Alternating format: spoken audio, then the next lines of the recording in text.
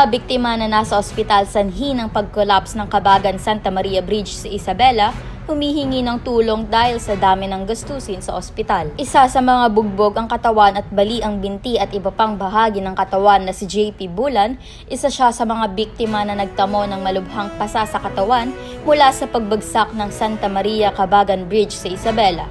Sa ngayon, may mga nagpaabot ng tulong pinansyal sa kanya. Nakakonfine pa rin si JP sa Cagayan Valley Medical Center sa Tuguegarao City at nangangailangan ng agarang tulong para sa kanyang pagpapagamot. Ayon sa kanyang pamilya, wala silang sapat na kakayahang tustusan ng gastusin kaya tumaasa sila sa mabubuting loob na handang tumulong.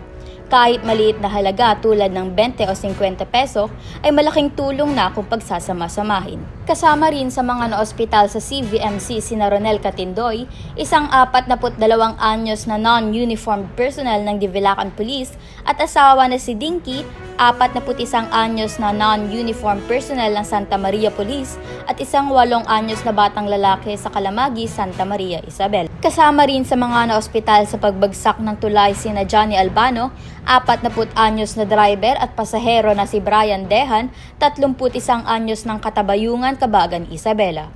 Una nang nabigyan ng tig 5,000 piso ang tatlo sa mga biktima, habang 10,000 bawat isa ang tatlong iba pa sa ilalim ng assistance to individuals in crisis situation. Para sa Bill Visay News TV at Balitang Hilaga Publishing, ito po ang inyong media trainee, Myla Ruth Balinan, nag-uulat.